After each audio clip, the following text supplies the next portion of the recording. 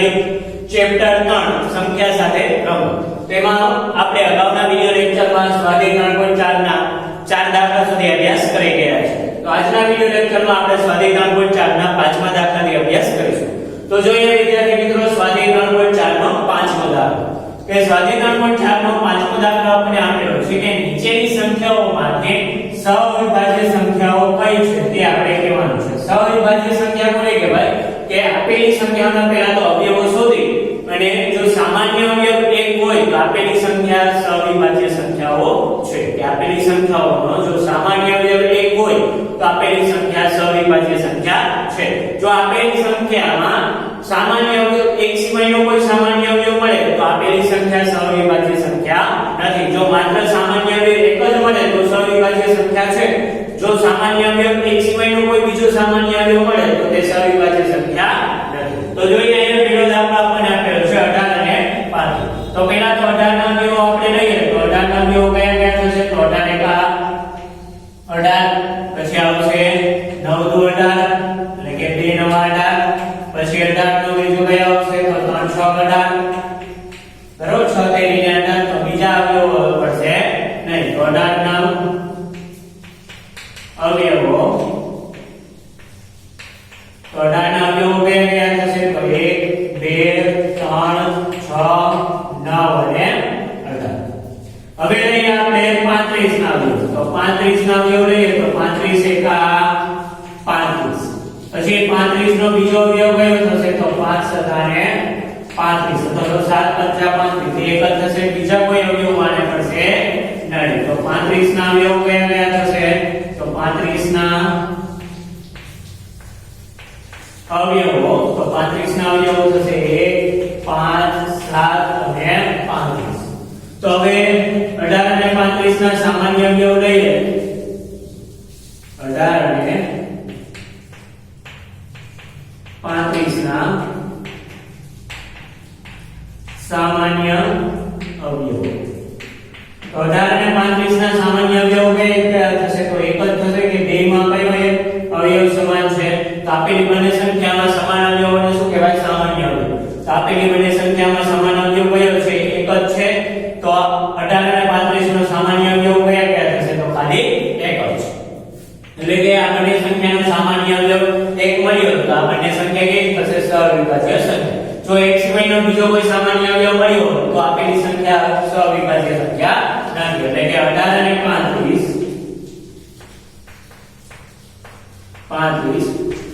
સહઅવિભાજ્ય સંખ્યાઓ છે.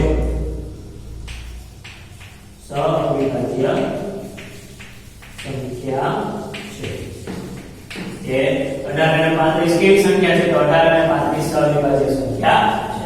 ત્યારબાદ બીજો દાખલો જોઈએ તો 15 અને 37. તો 15 ના પહેલા તો અવયવ પાડીએ તો 15 એકા 15, પછી બીજો અવયવ લઈએ તો આવશે 15 નો 3 પંચા અને 15, 3 પંચા 15 તો 5 તેરી ને 15 બે એક જ થશે. ત્યારબાદ આગળ જોઈએ તો બે અવયવ મળશે એટલે 15 ના અવયવો આપણે લખીએ તો 15 ના અવયવ તો 15 ના અવયવો કયા કયા થશે? તો 15 ના અવયવો 1 3 5 અને 15 બરોબર. કે 15 એકા 15 અને 3 પંચા 15 તો 5 તેરી ને 15 બે એક જ થશે. એટલે 15 ના અવયવો થશે આપણને 1 3 5 અને 15. ત્યારબાદ લખીએ 37. તો 37 ના અવયવો આપણે લખીએ તો 37 એકા 37 આ એક જ અવયવ પડશે, બીજા કોઈ ભાગ પડશે નહીં. એટલે કે 37 ના અવયવો આપણે લખીએ તો 37 ના અવયવો બરાબર. તો 37 ના અવયવો કયા કયા થશે? તો 1 અને 37. તો આપણે લખીએ 15 અને 37 ના સામાન્ય અવયવો. 15 અને 37 ના સામાન્ય અવયવો. તો 15 અને 37 ના સામાન્ય અવયવો એટલે કે બંનેમાં સમાન હોય એવા અવયવને કહેવાય સામાન્ય. તો બંનેમાં સમાન હોય એવો અવયવ કયો છે? તો એક. તો 15 અને 37 ના સામાન્ય અવયવો કયા કયા થશે? તો આવશે ખાલી એક. એટલે કે બંને સંખ્યાનો સામાન્ય અવયવ ફક્ત એક જ મળે છે. એટલે કે આપેલી સંખ્યાઓ કેવી છે? સહવિભાજ્ય સંખ્યાઓ છે. એટલે કે 15 અને 37 15 અને 37 સઅવિભાજ્ય સંખ્યાઓ છે. સઅવિભાજ્ય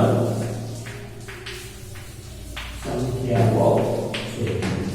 15 અને 37 નો બંનેનો સામાન્ય અવયવ ફક્ત એક જ મળે છે, માટે 15 અને 37 કેવી છે? સઅવિભાજ્ય સંખ્યાઓ છે. જો એક સિવાયનું કોઈ સામાન્ય અવયવ મળે તો બંને સઅવિભાજ્ય સંખ્યાઓ નથી. ત્યારબાદ આપણને આપેલું છે 30 અને 415. તો 30 અને 415 માં લઈએ તો પહેલા તો 30 ના અવયવ આપણે શોધીએ.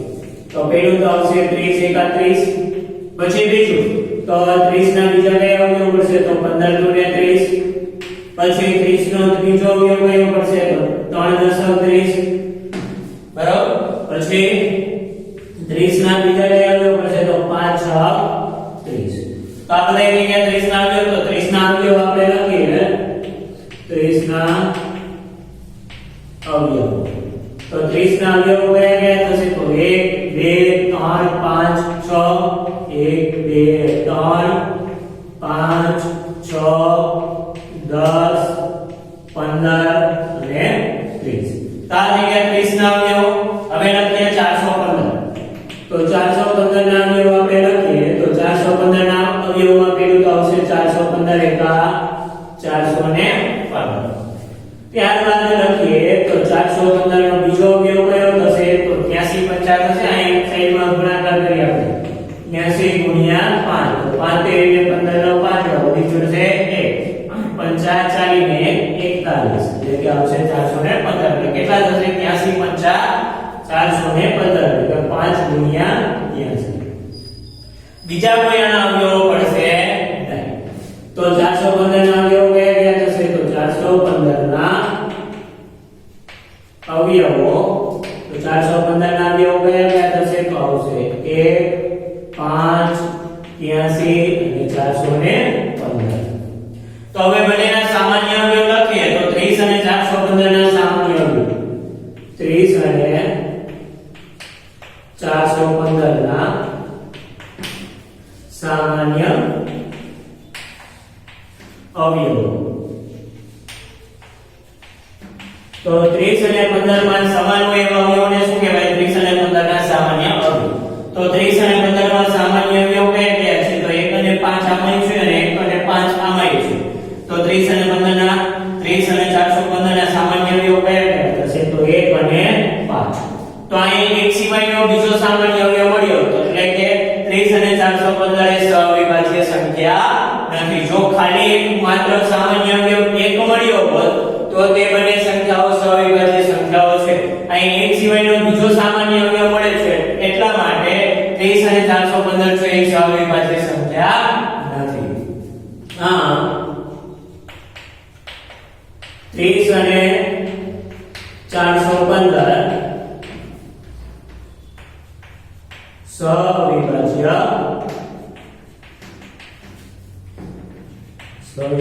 સંખ્યા નથી.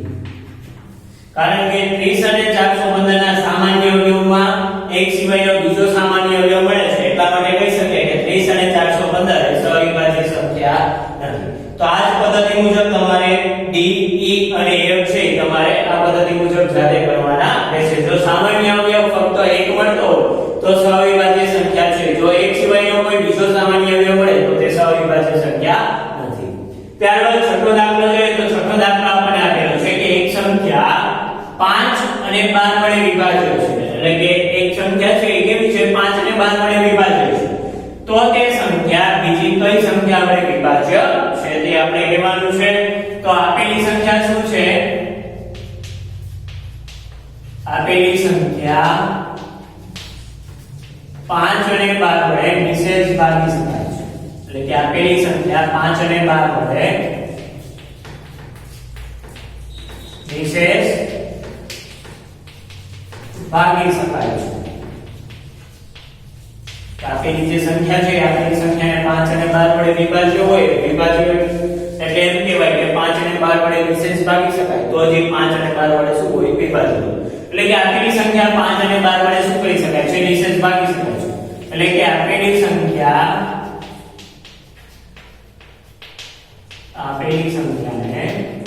5 ગુણ્યા 12 એટલે કે 12 પંચાને કેટલા થશે? 60 વડે પણ વડે પણ નિશેષ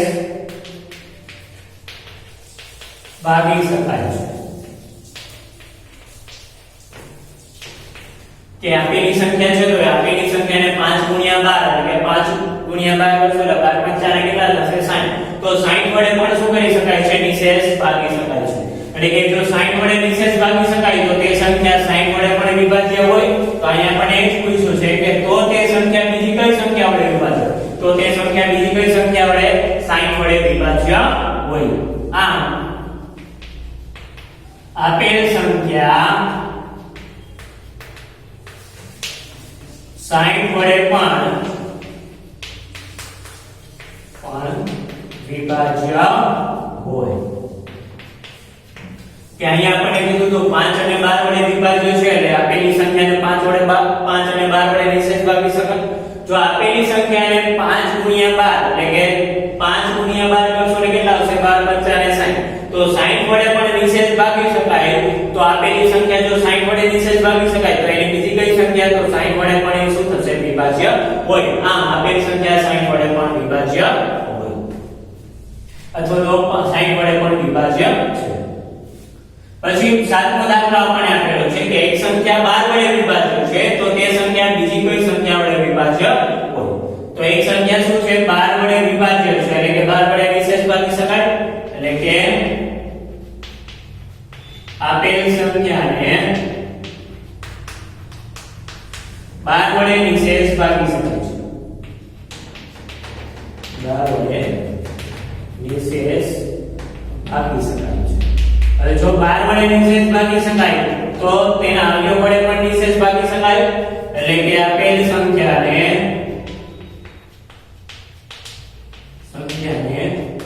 12 ના અવયવો વડે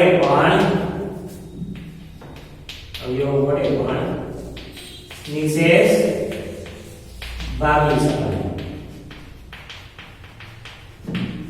કે આપેલ જે સંખ્યા છે એને 12 વડે નિશેષ ભાગી શકાય છે તો આપેલી સંખ્યાને 12 ના જે અવયવો છે એ 12 ના અવયવો વડે પણ શું કરી શકાય નિશેષ ભાગી શકાય તો 12 ના અવયવો આપણે લઈએ તો 12 ના અવયવો પહેલા કયા થશે તો 12 એકા 12 બીજું 2 6 12 પછી ત્રીજું 12 એકા 12 બીજા બે ગણ્યામાં આવશે તો 3 ચોક 12 અથવા તો 4 કરીને 12 એ એક જ થશે તો 12 ના અવયવો આપણે લખીએ તો 12 ના અવયવો કયા કયા થશે તો 12 ના અવયવો થશે 1 2 3 4 6 અને 12 તો અહીંયા આપેલી સંખ્યા 12 વડે તો વિભાજ્ય છે તો બીજી કઈ કઈ સંખ્યા વડે વિભાજ્ય થશે તો બીજી 1 2 3 4 અને 6 વડે વિભાજ્ય છે તો આપેલ સંખ્યા આપેલ સંખ્યા 1 2 3 4 અને 6 વડે વિભાજ્ય છે બરાબર કે આપેલી સંખ્યા છે બીજી કઈ સંખ્યા વડે વિભાજ્ય છે તો આપેલી સંખ્યા છે 1 2 3 4 અને 6 વડે વિભાજ્ય થશે કારણ કે આપેલી સંખ્યા 12 વડે નિશેષ ભાગી શકાય તો આપેલી સંખ્યાને 12 ના અવયવો વડે પણ શું કરી શકાય નિશેષ ભાગી શકાય તો 12 ના અવયવો કયા કયા થશે તો 12 એકા 12 પછી 2 ચોક 12 અને 3 ચોક 12 તો 12 ના અવયવો થશે 1 2 3 4 6 અને 12 તો 12 વડે તો વિભાજ્ય છે તો બીજી કઈ સંખ્યા વડે તો આપેલ સંખ્યા છે 1 2 3 4 અને 6 વડે પણ વિભાજ્ય છે અહીંયા આપણે સ્વાધ્યાય 3.4 પૂર્ણ કરીએ છીએ ત્યારબાદ થોડીક માહિતી મેળવીએ તો આપણને આપેલું છે કે જો કોઈ સંખ્યા એક સંખ્યાથી વિભાજ્ય છે તો તે સંખ્યા આ સંખ્યાના પ્રત્યેક અવયવથી પણ વિભાજ્ય હોઈ શકે છે કે જો કોઈ સંખ્યા છે એ એક સંખ્યાથી વિભાજ્ય હોય તો તે સંખ્યાના અવયવોથી પણ તે શું હોઈ શકે વિભાજ્ય હોઈ શકે છે કે અહીંયા આપણે એમ જોયું કે આપેલ સંખ્યા 12 વડે વિભાજ્ય છે તો એ સંખ્યા 12 ના અવયવો વડે પણ કેવી હોય વિભાજ્ય હોય તો અહીંયા એ જ કહેવા માંગે છે કે જો કોઈ સંખ્યા એક સંખ્યાથી વિભાજ્ય હોય તો તે સંખ્યાના જે પ્રત્યેક અવયવ હશે એ પ્રત્યેક અવયવોથી પણ કેવી હશે વિભાજ્ય હોઈ શકે છે ત્યારબાદ બીજો પોઈન્ટ આપણને આપેલો છે કે જો કોઈ સંખ્યા બે અવિભાજ્ય સંખ્યાથી વિભાજ્ય હોય તો તેના અવયવથી પણ તે વિભાજ્ય હોઈ શકે છે કે જો કોઈ સંખ્યા છે એ બે અવિભાજ્ય સંખ્યાઓથી વિભાજ્ય હોય તો તે સંખ્યાના જે અવયવો હશે તે અવયવોથી પણ તે વિભાજ્ય તો 5 અને 12 કેવી છે સહવિભાજ્ય સંખ્યા છે, કારણ કે બંનેમાં એક સિવાય કોઈ સામાન્ય અવયવ મળશે નહીં. તો આ બંને સહવિભાજ્ય સંખ્યા છે તો તેના અવયવો વડે પણ કેવી હશે વિભાજ્ય હોય. તો અહીં એ જ કહેવા માંગે છે કે જો કોઈ સંખ્યા બે સહવિભાજ્ય સંખ્યાની વિભાજ્ય હોય તો તેના અવયવી પણ તે શું હોઈ શકે છે વિભાજ્ય હોઈ શકે છે. ત્યારબાદ ત્રીજો પોઈન્ટ એવું કહેવા માંગે છે કે જો આપેલી બે સંખ્યા કોઈ સંખ્યાની વિભાજ્ય હોય, કે આપેલી બે સંખ્યા છે એ કોઈ સંખ્યાની વિભાજ્ય હોય તો આ સંખ્યાના અવયવથી પણ તે સંખ્યાઓ વિભાજ્ય હોય. કે જો આપેલી બે સંખ્યા છે એ કોઈ સંખ્યાની વિભાજ્ય હોય તો આ સંખ્યાના અવયવો જે છે એ સંખ્યાના અવયવોથી પણ તે સંખ્યાઓ કેવી હોય વિભાજ્ય હોય. કે ધારો કે આપણે 60 લઈએ તો 60 છે એ 12 અને 5 વડે વિભાજ્ય છે, તો એ 12 ના જે અવયવો હશે 3 અને 4, તો એ 3 અને 4 વડે પણ 60 છે એ વિભાજ્ય હોઈ શકે છે. તો અહીં એવું કહેવા માંગે છે કે જો આપેલી બે સંખ્યા કોઈ સંખ્યાની વિભાજ્ય હોય તો આ સંખ્યાના જે અવયવો હશે એ સંખ્યાના અવયવોથી પણ તે સંખ્યાઓ કેવી હોઈ શકે છે વિભાજ્ય હોય છે. ત્યારબાદ ચોથો પોઈન્ટ એવું કહેવા માંગે છે કે જો આપેલી બે સંખ્યા કોઈ સંખ્યાની વિભાજ્ય હોય તો આ સંખ્યાનો જે તફાવત એટલે કે બાદબાકી છે એ તફાવત પણ તે સંખ્યાથી શું હોઈ શકે છે વિભાજ્ય હોઈ શકે છે. કે જો આપેલી બે સંખ્યા કોઈ સંખ્યાની વિભાજ્ય હોય તો આ સંખ્યાઓના તફાવત એટલે કે આ જે સંખ્યાઓ છે એ સંખ્યાઓના તફાવત છે એ તફાવત પણ તે સંખ્યાથી વિભાજ્ય હોઈ શકે છે. કે આપેલી બે સંખ્યા છે એ આપેલી બે સંખ્યા કોઈ સંખ્યાની વિભાજ્ય હોય તો આપેલી સંખ્યાનો જે તફાવત છે એ તફાવત પણ તે સંખ્યાની વિભાજ્ય હોઈ શકે છે. ત્યારબાદ આગળ જોઈએ તો આપણને આપેલું છે સ્વાધ્યાય 3.5. તો સ્વાધ્યાય 3.5 માં આપણે પહેલો પ્રશ્ન જોઈએ તો પહેલો પ્રશ્ન આપણને આપેલો છે કે નીચેનામાંથી કયું વિધાન સાચું છે તે આપણે કહેવાનું છે. કે અહીં જે વિધાનો આપેલા છે એ વિધાનમાંથી કયું વિધાન સાચું છે તે આપણે કહેવાનું છે. તો પહેલું આપણને આપેલું છે કે જો કોઈ સંખ્યા 3 થી વિભાજ્ય હોય તો તે 9 થી વિભાજ્ય હોય જ છે. કે જો કોઈ સંખ્યા 3 થી વિભાજ્ય હોય તો એ 9 થી વિભાજ્ય હોય જ છે. તો આ વિધાન કેવું છે ખોટું છે, કારણ કે 9 નો અવયવ 3 છે પરંતુ 3 નો અવયવ 9 નથી. માટે આપેલ વિધાન છે કે કેવું છે ખોટું છે. એટલે કે જવાબમાં આવશે ખોટું. બરોબર, કારણ કે 9 નો અવયવ 3 છે પરંતુ 3 નો અવયવ 9 નથી. બરોબર, આપેલ વિધાન કેવું છે ખોટું છે, કારણ કે 3 નો અવયવ 9 નો અવયવ 3 છે પરંતુ 3 નો અવયવ 9 નથી. માટે આપેલી જે સંખ્યા છે એને 3 વડે વિભાજ્ય હોય તો 9 વડે વિભાજ્ય હોય એવું જરૂરી નથી, કારણ કે 9 નો અવયવ 3 થશે પરંતુ 3 નો અવયવ 9 નથી. ત્યારબાદ આપેલું છે કે જો એક સંખ્યા 9 થી વિભાજ્ય છે તો તે 3 થી ચોક્કસ વિભાજ્ય હશે. તો આપણે ઉપર જ જોયું કે જો આપેલી સંખ્યા જો 9 વડે વિભાજ્ય હોય તો તેના અવયવ વડે વિભાજ્ય હોય. એટલે અહીં આપણે પહેલો પોઈન્ટ જોયો કે જો કોઈ સંખ્યા એક સંખ્યાથી વિભાજ્ય હોય તો તે સંખ્યાના પ્રત્યેક અવયવથી પણ તે વિભાજ્ય હોય. તો અહીં જો આપેલી સંખ્યા જો 9 વડે વિભાજ્ય હોય તો તેનો અવયવ 3 જ થશે. કે 9 નો અવયવ 3 છે તો 3 વડે પણ વિભાજ્ય ચોક્કસ હોય જ શકે. એટલે આપેલ વિધાન કેવું છે સાચું છે. પછી ત્રીજું આપેલું છે એક સંખ્યા 18 થી વિભાજ્ય છે તો તે 3 અને 6 વડે 6 બંનેથી વિભાજ્ય હોય. તો અહીં આપણે પહેલો પોઈન્ટ જોઈએ એ મુજબ કે જો કોઈ સંખ્યા એક સંખ્યાથી વિભાજ્ય હોય તો તેના પ્રત્યેક અવયવથી પણ વિભાજ્ય હોય. તો 3 અને 6 છે એ બંને 18 ના અવયવ છે, એટલે કે 18 વડે જે સંખ્યા વિભાજ્ય હશે એ 3 અને 6 વડે પણ વિભાજ્ય હશે. એટલે કે આપેલ વિધાન કેવું છે સાચું છે.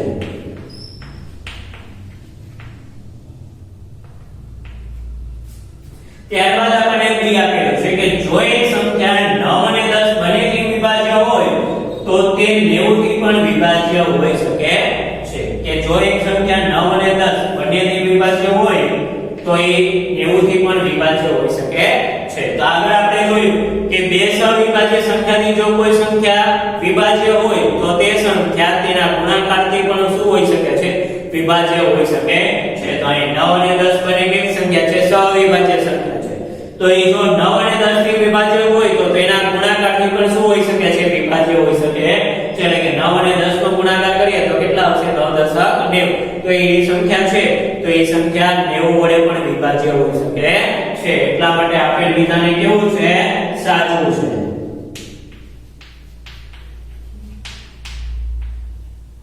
બરાબર. ત્યારબાદ જોઈએ તો જો બે સંખ્યા સવિભાજ્ય હોય તો એમાંની ઓછામાં ઓછી એક સંખ્યા ચોક્કસ અવિભાજ્ય સંખ્યા હશે. એટલે કે એવું જરૂરી નથી જો સવિભાજ્ય સંખ્યા હોય તો એમાંની ઓછામાં ઓછી એક સંખ્યા અવિભાજ્ય હોવી જ જોઈએ. જોઈએ અને આપણે કે આ વિધાન કેવું છે? ખોટું છે. કારણ કે સવિભાજ્ય સંખ્યામાં અવિભાજ્ય સંખ્યામાં ઓછામાં ઓછી એક અવિભાજ્ય સંખ્યા હોય તે જરૂરી નથી. એટલે કે ઓછામાં ઓછી એક અવિભાજ્ય સંખ્યા હોય તે જરૂરી નથી. દાખલા તરીકે આપણે જોઈએ તો 4 અને 9. તો 4 અને 9 સવિભાજ્ય સંખ્યાઓ છે. 4 અને 9 સવિભાજ્ય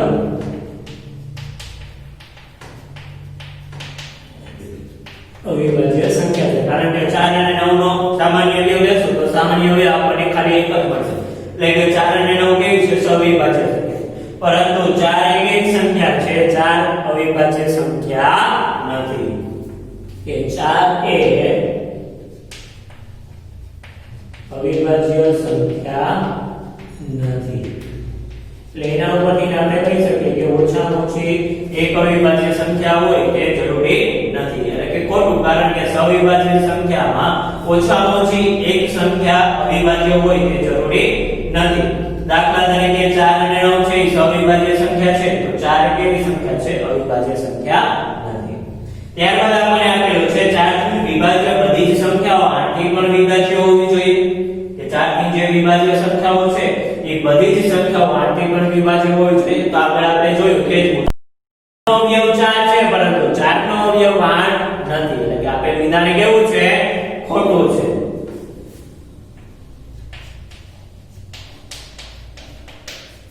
કે 8 નો અવયવ 4 છે પરંતુ 4 નો અવયવ 8 નથી.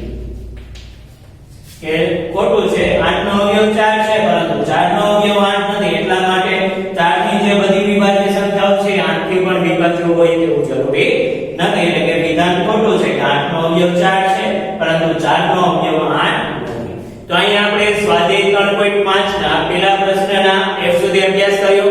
આવતા વિડિયો લેક્ચરમાં આપણે આગળ અભ્યાસ કરીશું. તો ત્યાં સુધી દરેક વિદ્યાર્થી મિત્રને